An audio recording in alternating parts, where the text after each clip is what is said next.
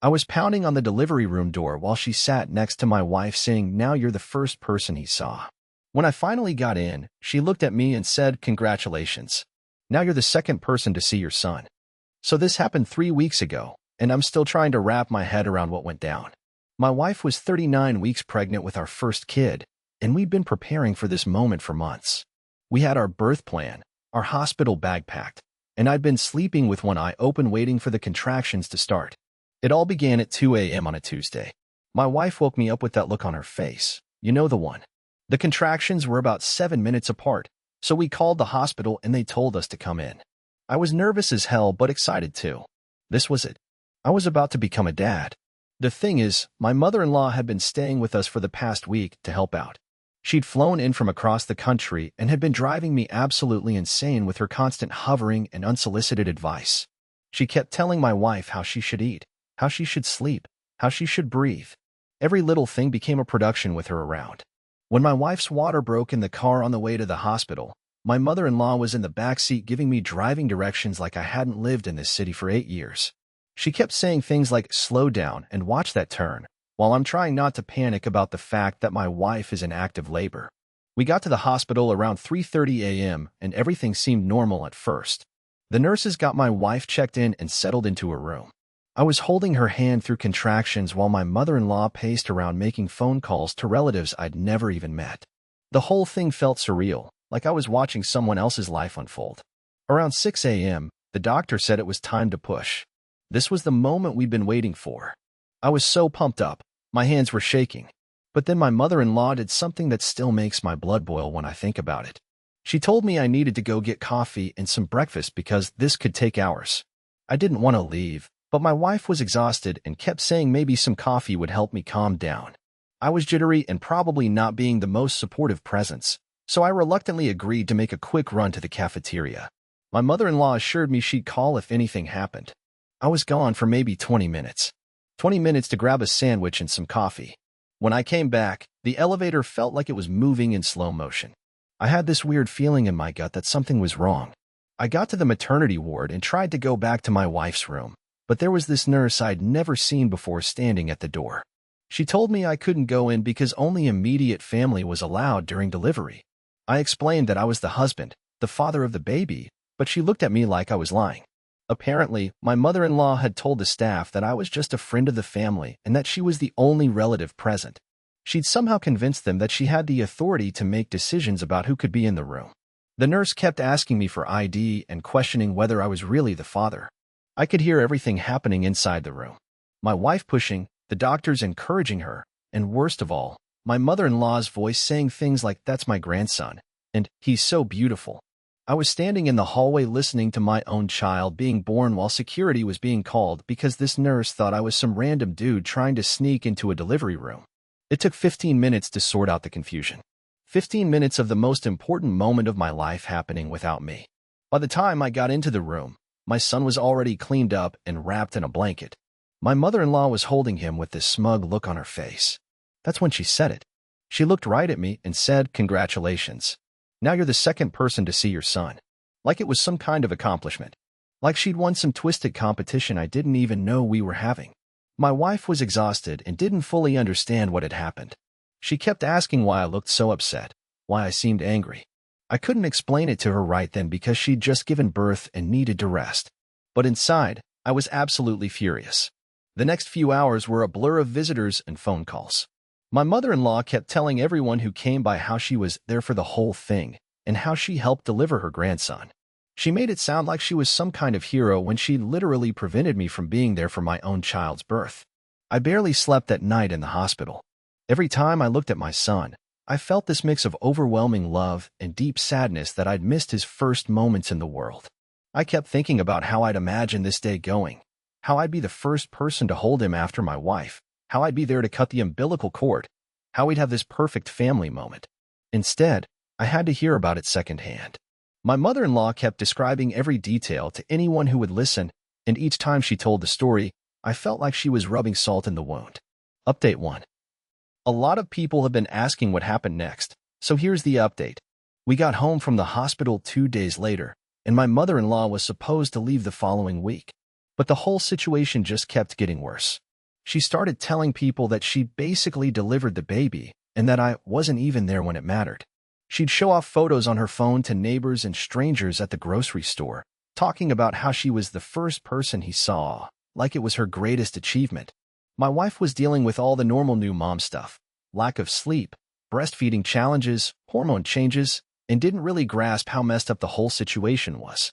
Whenever I tried to bring it up, she'd say things like, "At least someone was there for me," or "Mom was just trying to help." But the breaking point came when my mother-in-law started telling my son, who was literally just a week old, stories about his birth. She'd hold him and say things like, "Remember when it was just you and me and Mommy, and Daddy was too busy getting coffee to meet you?" It was insane. She was talking to a newborn like he could understand and remember this stuff. I finally lost it when she posted on social media about being present for her grandson's first breath, with photos of her holding him right after birth.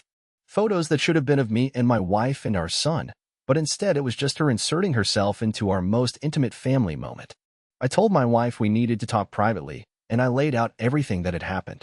How her mother had deliberately kept me out of the room, how she lied to the hospital staff, how she was now making it sound like she'd played some crucial role in the delivery. My wife started crying, partly from exhaustion and partly because she was finally understanding what had really gone down. She said she remembered asking where I was during the pushing phase, and her mom had told her I was taking care of some paperwork and would be back soon. That's when we realized the full extent of what her mother had done. She hadn't just kept me out, she'd actively deceived my wife about where I was and why I wasn't there. We decided she needed to leave immediately. My wife called her mom into the living room and told her that her visit was over and she needed to book a flight home. The conversation got heated real quick. My mother-in-law started crying and saying she'd only wanted to help, that she'd traveled so far to be there for us, that we were being ungrateful. But when my wife pressed her about why she'd told the hospital staff I wasn't the father, she couldn't give a straight answer. She kept saying things like, "I just wanted to make sure everything went smoothly, and you needed someone experienced there with you." But it was obvious she'd planned the whole thing. She'd wanted to be the first person to hold her grandson, and she'd been willing to push me out to make it happen. The worst part was when she said, "Well, he's my first grandchild too, and I have rights." Rights? Like being a grandparent gave her more claim to my child than being his actual father. She left the next morning, and the house felt so much lighter without her there. But the damage was already done. I'd missed something I could never get back, and every time I looked at the photos from the hospital, I was reminded of how she'd stolen that moment from me. Update 2. It's been about 2 weeks since my last update, and things have gotten even more complicated. My mother-in-law went home and apparently started telling her version of events to the entire extended family. According to her story, I had abandoned my wife during labor to go get food, and she had to step up because I wasn't being responsible. She told people that I was immature and not ready to be a father because I'd left the hospital room right when my wife needed me most. This version of events spread through my wife's family like wildfire. I started getting phone calls from her aunts and cousins asking me what was wrong with me, why I'd prioritized getting a sandwich over being there for my wife's delivery. My wife tried to set the record straight, but the damage was done. Her family had already formed their opinions, and some of them seemed to think her mother was just trying to protect the story to save my reputation or something. The really messed up part was that my mother-in-law started sending us care packages with baby clothes and toys, along with cards that said things like, "For my special grandson who I was blessed to welcome into the world." She was still trying to paint herself as some kind of hero in the situation. But then something happened that changed everything. My wife was going through the photos on her phone from the hospital, and she found a video she'd accidentally recorded during one of the contractions. In the background, you could hear her mother on the phone with someone saying, "I told the nurse he's not immediate family, so now it's just us girls in here." Hearing her own mother's voice saying those words hit my wife like a truck. She'd been giving her mom the benefit of the doubt, thinking maybe it was all just a misunderstanding or poor communication. But there it was, clear evidence that this had been planned. My wife called her mother immediately and played the recording. At first, her mom tried to deny it, saying the video was taken out of context or that we were mishearing what she said. But eventually, she broke down and admitted the truth. She said she'd been jealous that I got to be there for all the pregnancy appointments and ultrasounds when she lived so far away. She felt like she was missing out on her daughter's pregnancy, and she wanted to have one special moment that was just hers. She actually said, "I just wanted to feel important for once, and you have your whole lives together, but I only get to be a grandmother once." Like that justified lying to hospital staff and keeping me away from my own child's birth. The conversation ended with my wife telling her mother that she needed to think seriously about how her actions had affected our family. My wife was devastated. She kept saying she felt like she didn't even know her own mother anymore. Over the next few days, my wife started remembering other weird things her mom had said and done during her visit. How she'd insisted on being the one to pack our hospital bag. How she'd volunteered to be the point person for family updates. How she'd made comments about wanting to be really involved in her grandson's life. We realized that this hadn't been a spur-of-the-moment decision. She'd been planning this whole thing from the moment she'd booked her flight to come stay with us. Final update. It's been a month since everything went down, and I wanted to give everyone a final update on how this all played out. My mother-in-law ended up writing us a long letter apologizing for what she'd done. In it, she admitted that she'd been planning to find a way to be special in her grandson's birth story from the beginning. She said she'd felt left out of the pregnancy and wanted to have something that was uniquely hers to remember. But the apology felt hollow because she spent most of the letter explaining her feelings and justifying her actions rather than actually taking responsibility. She kept saying things like, "I hope you can understand where I was coming from," and "I never meant to hurt anyone." My wife and I decided that we needed to set some serious boundaries. We told her that she wouldn't be allowed to visit for the next 6 months, and that any future visits would be short and supervised. We also made it clear that she would never be alone with our son until he was old enough to speak for himself. The hardest part has been dealing with the extended family drama. Some of my wife's relatives still think we're being too harsh, that we should just let it go because she's family and she meant well. But others have been really supportive once they understood what actually happened. My wife's older sister told us that their mother had done something similar when her kids were born, not as extreme, but she definitely tried to insert herself into moments that should have belonged to the parents. Apparently, this was part of a pattern of behavior that went back years. As for me and my wife, this whole experience has actually brought us closer together in some ways. We've had to learn how to communicate about difficult family situations, and we've gotten better at standing up for our little family unit. My son is almost 2 months old now, and he's perfect. I've been there for every other first, his first smile, his first laugh, the first time he grabbed my finger.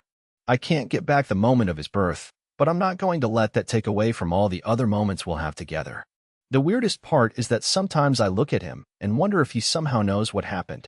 Like maybe on some level he understands that his first moment in the world was clouded by adult drama and selfishness.